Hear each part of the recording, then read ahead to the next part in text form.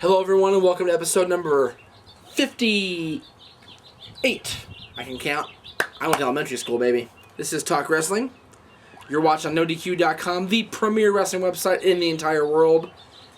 NoDQ forums, maybe. I might put some on the forums. Maybe we'll see how I feel. YouTube.com/NoDQCAW, and of course the MySpace page /NoDQ Talk Wrestling. Yeah. Once again, we have a studio audience in the house. Or not in the house, because the house is over here. I mean, the undisclosed location is over here.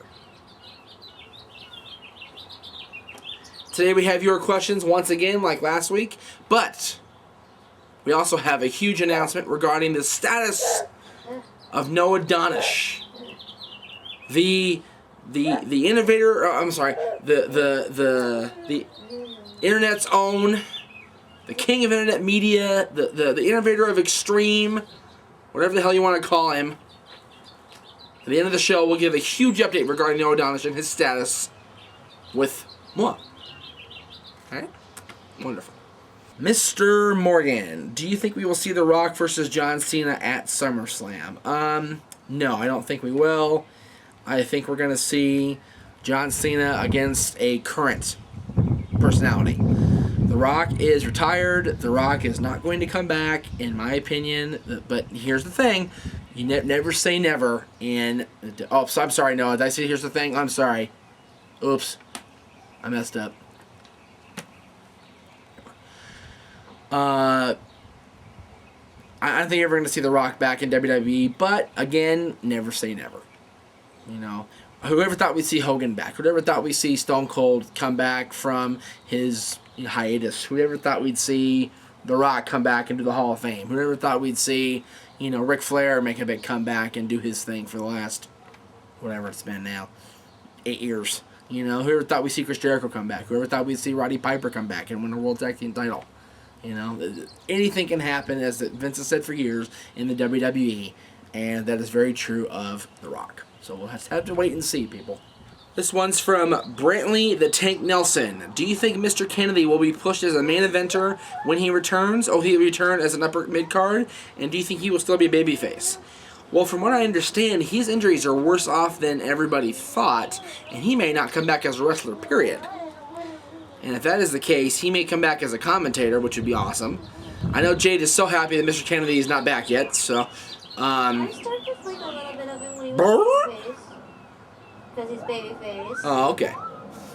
Alright, well, in any event, he may or may not be back. If he does come back as a non-wrestler, he'll be a great commentator. If he comes back as a wrestler, so much the better. He's one of the best wrestlers in the company, and I hope to see him back. What? He is one of the best in the company. Don't start with me. Keith Below, I guess? What do you think is a more impressive feat? Ric Flair's World Championship reigns or the Dudley Boyz / Team 3D's World Championship reigns?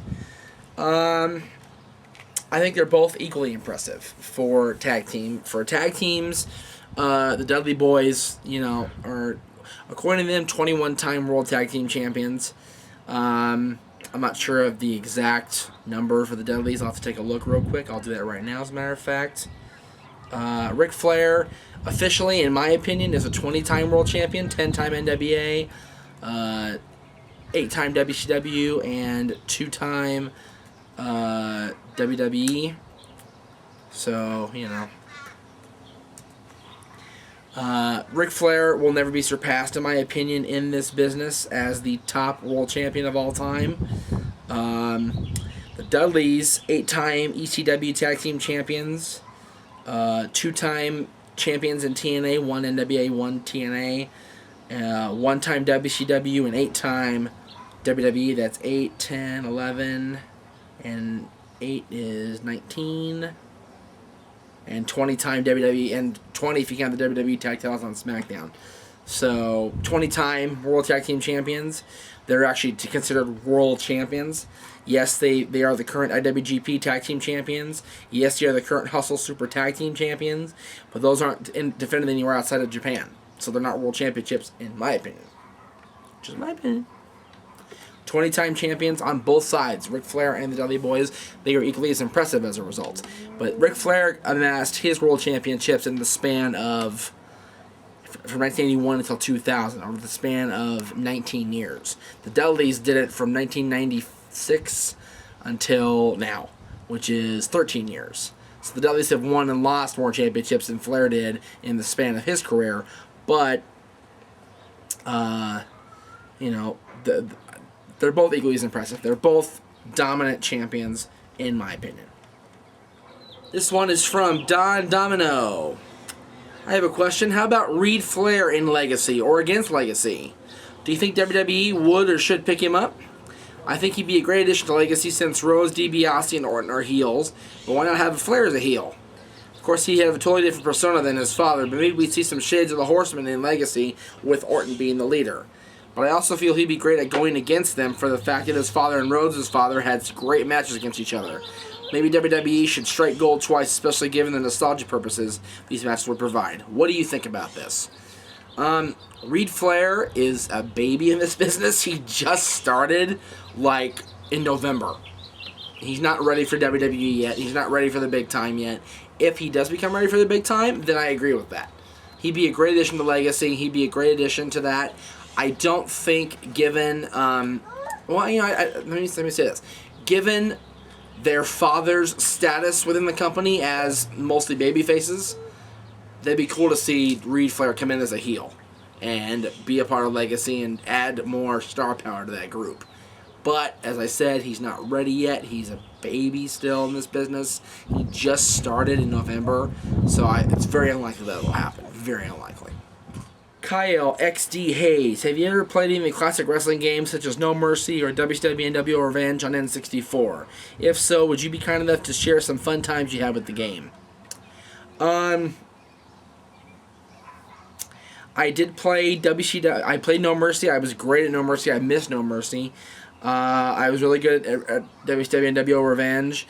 I played WCW Nitro once on PlayStation back in the day, and the thing I remember most about that, I was having a tag match with somebody, and the graphics for some reason were so skewed that day on that game. I don't know why, but we were in the corner. The Giant was in the corner just like this, just laid out in the corner pretty much, standing up though.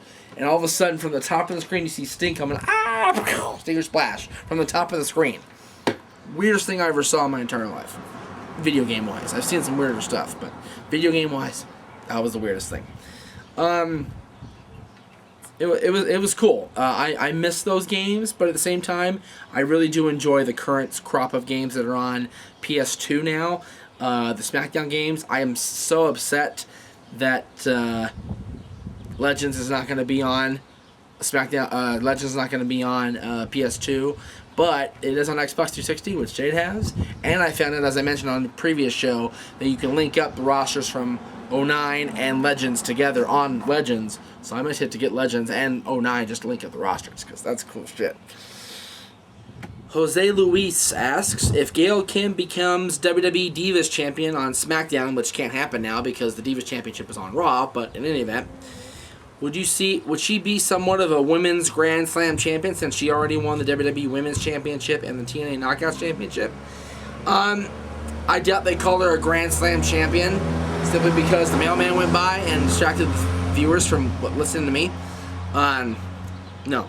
Gail Kim would be the only person in history thus far to have won all three women's championships, both the WWE titles and the TNA title. So it could happen. But the thing is, she's on SmackDown now, and the Divas Championship is on Raw, so it's very unlikely that we'll see that. But if she does do it, so much the better, and more power to her. She'd be an awesome triple threat champion, so to speak. This is from Kenny. I was just thinking, some of the Divas have great talent while others not so much. Maybe it is because they don't get much ring time. Anyway, I know it's not likely to happen, but there is potential for a great diva division, and I think they should have their own brand to showcase their in-ring talent, and that they are more than just eye candy. I say get rid of ECW and make it an all-divas show with storylines. What do you think?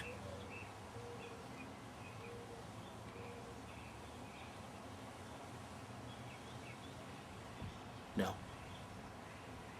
Just no. I'd rather watch a crappy hour of ECW than an all-diva show. The divas are great. Don't get me wrong. But not for a full hour by themselves. No. Glow did not succeed for a reason. Wild did not succeed for a reason. No. Just no, Kenny. The bad Kenny. No. This is from my buddy J.J. Williams, who we're going to see in August for his birthday party. What do you think about steering the Legacy up as a franchise of sorts? You already have Randy DiBiase and Cody on Raw. What if they added Tyson Kidd and Natalya as an ECW branch, and Chavo, D.H. Smith, Umaga, and Carlito and Primo on SmackDown?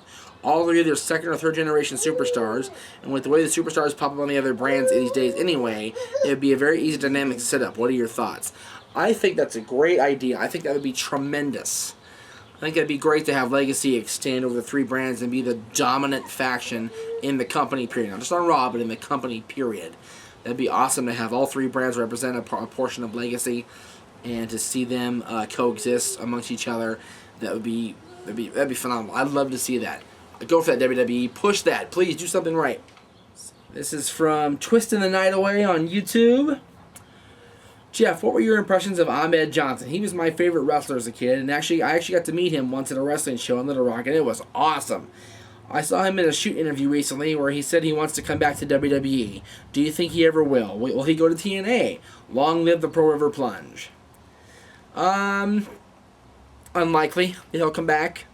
He went to WCW, did his thing in WCW, and I don't think you'll ever see him back in the WWE. But, again, as I mentioned before, you never say never. I think, however, at this point with Ahmed Johnson, the way he is set up in his career, the way he, body-wise, age-wise, strength-wise, all that, very unlikely you'll see him back in WWE.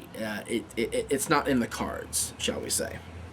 This is from D. Word going around a few internet outlets is that Sci-Fi wants to go with a new look sometime this year. With that said, there has been much speculation that WWE is going to get rid of the ECW name and rebrand the show, making it a true WWE brand. How do you feel about this possible change, and do you think this would be what the doctor ordered for original ECW fans to get the knife out of their hearts from seeing the original Extreme show die? At this point, ECW has been killed off and buried and hit with a shovel a few times. The original ECW, it's gone. It's never coming back. So the knife's already been pulled out of our hearts anyway. They just call it ECW now because it's a name. If they do rename the show, awesome, great, whatever. But I don't see it happening, even though Sci-Fi will change the branding, even though ECW will be on a different sort of network. I don't think that they'll change the name strictly because it's already been established. Another YouTube question from Nixon666. Will we ever see Mr. T in the Hall of Fame as he was at WrestleManias 1 and 2? From what I understand, Mr. T was offered the Hall of Fame and turned it down because he thought it was lame, or whatever he said on the whatever he said when the trash truck walked by, or the city truck walked by. I don't think you'll see him back to do the Hall of Fame. I'd love to, but he thinks he's above that. He thinks he's better than that. So, more likely to see Bruno Sammartino, I think, than Mr. T in the Hall of Fame. A lot of people have been commenting about the episode 55 and why I was so angry about WrestleMania 25 being so bad, and how would you have booked it, Jeff? Well, here's how I would have booked it. First of all, the dark match would have been on the pay-per-view itself, so we would have seen the Colognes defeat Miz and Morrison for the Unified Tag Team Championship. Because that was stupid to have that not be on the card and just be a dark match. That was dumb. I would have had Christian win Money in the Bank over all those guys. CM Punk didn't need to win it again. That was kind of dumb. I would have had Sunny or Trish be crowned Miss WrestleMania. This whole thing with Santino was just stupid. Very, very stupid. And there's no reason for him to be 2 people. That's so dumb and so just out of reality. It's totally... It's stupid. It's stupid. I would have had Chris Jericho face one of the legends, preferably Ricky Steamboat, because he's the only one that actually did anything good in that entire match, and still win, but as we saw at WrestleMania, he got the win barely, and have Ricky Steamboat look pretty dominant, and Jericho win just by a fluke. What's the matter for you, bub? What's the matter for you, bub? Oh my goodness, Bounty Boy. Matt Hardy and Jeff Hardy, I would have booked that to win. The end up the same way, but I would have had more of an extreme style match, not just a basic hardcore match. I would have had it be more extreme, more crazy. I would have done it that way. Rey Mysterio and JBL, I would have had JBL win, retire as champion, and then a tournament start on Raw the next night. That's what I would have done. Because that's the way it should have been. JBL should have retired as champion like everybody thought was going to happen. Undertaker, Shawn Michaels, no changes. That was the best match of the night. No changes there whatsoever. None. The World Championship Triple Threat match, I would have had Edge retain and then Christian cash in his Money in the Bank right on the spot and beat his brother for the World Championship. That way he could be a World Champion. And I would have had Randy Orton defeat Triple H for the WWE Championship to make it seem right by the fans. Even though fans wouldn't have liked it, I think they would have expected it. I think they would have been not surprised. So that's how I would have booked WrestleMania. I know you guys are all gonna have your own opinions, but I love to see them. I want to read them. Check me out and give your opinions. Okay. All right, kids. The huge announcement that I've been promising all show regarding Noah Donish and Talk Wrestling, he has accepted, baby. Jeff Meacham, you want to challenge me to appear via telephone on Talk Wrestling? Well, be careful what you wish for, because, Bootyface, you're on! Next week, episode 59, we're doing it a week early because, well, he wants to, and I'll give him what he wants. You will hear, not see, Noah Donish on Talk Wrestling via telephone. I don't think you realize that I'm actually a trained professional wrestler. I actually went through the motions. I trained to do it. I've been waiting for a booty face like you to actually challenge me for a long time. But this isn't going to be a wrestling match. It's going to be a shoot. And I don't think you know what you're getting yourself into, fat boy. Hopefully we'll clear the air before SummerSlam. That way I don't have to waste my time driving Aaron to Los Angeles to go kick his butt in a hotel room or in a hotel parking lot like we did before. But now that we're through with that, Jeff, I don't think you know what you're getting yourself into. Because unlike you fat piece of shit, I actually trained. And I am ready for you.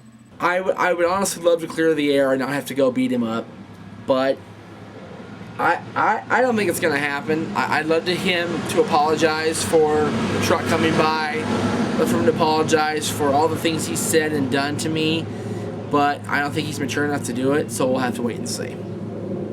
If the parody proved anything, it said he has no maturity level whatsoever. So we'll have to wait and see with Noah, and time will tell. But for now, I leave you with this parting thought. Whatever happens next week, I am still your favorite host. I am still Jeff Meacham. This is still Talk Wrestling, and we will see you next time.